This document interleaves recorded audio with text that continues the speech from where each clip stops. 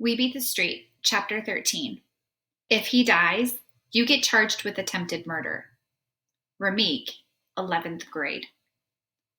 You need to quit hanging with those thugs you run with, Rameek's mother said for the 100th time. You gonna end up in jail, just like your daddy. But those are my boys, Rameek replied defensively. They always got my back.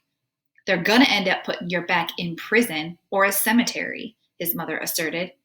Rameek knew his mother was right, but his allegiance to his friends in the Plainfield neighborhood was too strong for even a mother to break up.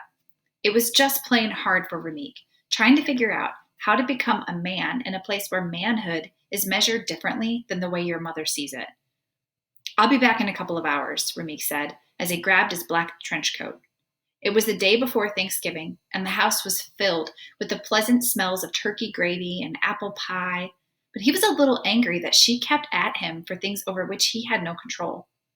He left the house then and headed down the street. The day was chilly and blustery. He ended up where he always hung out, on the back steps of the closed and dreary Clinton Elementary School, sitting with his friends, sharing a 40-ounce bottle of Old English malt liquor. They had no particular plan or purpose. Yo, man, look at that crackhead heading this way. Makes me sick the way they be hanging around all the time, Rameek said with disgust as the man, skinny and very high, stumbled toward them. Didn't he used to be a lifeguard down at the swimming pool? A dude named Train asked. Yeah, man, but crack don't care who you are or who you used to be, Rameek replied. The crack addict, with matted hair, red, glassy eyes, and filthy clothes, said in a thin, raspy voice, Let me cop a rock off y'all. Rameek and his friends tried to ignore him, but the junkie would not give up. Come on now, I know one of y'all can hook a brother up. Train, who actually had some crack to sell, told the addict, I'll sell it to you, man, but you can't smoke it here. Got that? And Rameek knew what he meant. There was a generally understood rule in the neighborhood that the school grounds were off limits to drugs. Little kids hung out there, and Rameek and his friends felt like they were protecting the younger generation, even if it meant just in this one small area. It was a matter of pride, a code of honor, an unwritten law of the streets. The crackhead nodded shakily, gave Train the money, and stumbled away. A few minutes later, Rameek looked up and saw the orange and blue glare of a crack pipe blazing from behind a dumpster in the schoolyard. I told him not to do that mess around here, Train said angrily. I ought to go beat his butt.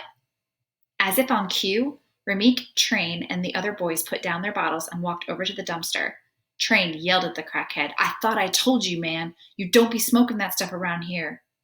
I'm sorry, the trembling crackhead replied, cowering from Train's anger. So raise up on out of here. We want you out of here right now, Train insisted. Get out of here. Hold on, let me just finish, the addict said weakly. He put his lips around the crack pipe and inhaled deeply. His eyes were still closed when Train punched him. The addict fell to his knees. Liquor and adrenaline took over. Rameek and his friends began beating the man. You dropped him, man, one of them shouted as he hit the helpless addict. Let's knock his lights out, useless crackhead, yelled another. The man, stumbling back to his feet. Somebody else hit him again and knocked him back down.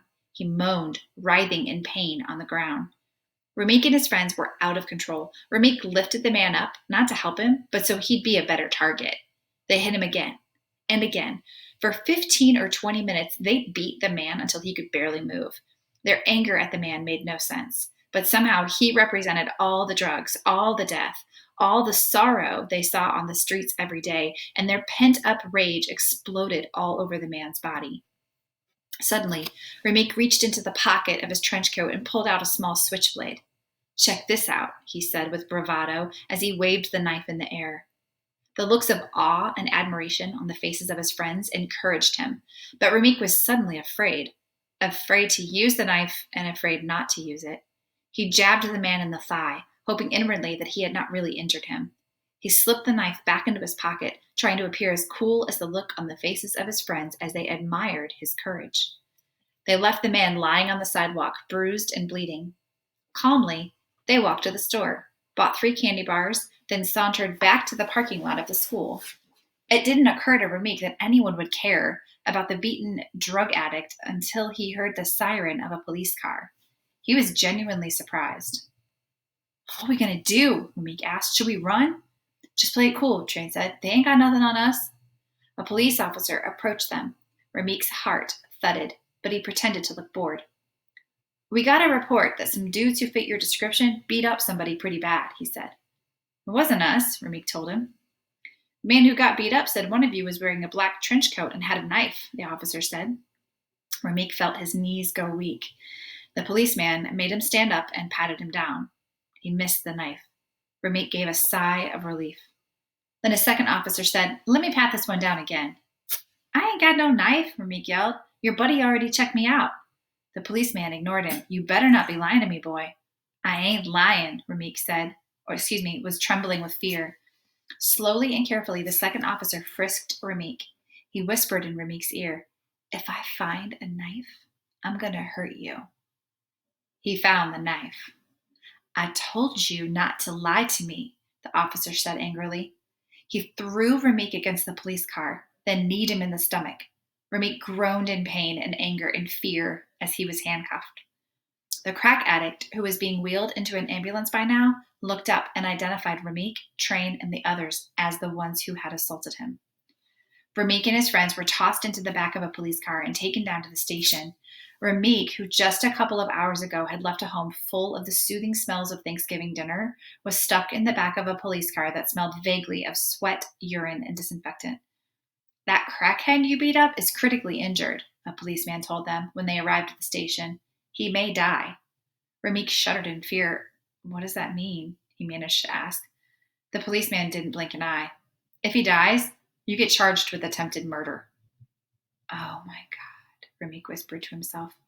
"Please don't let this man die." "You want to call your mother?" the officer asked.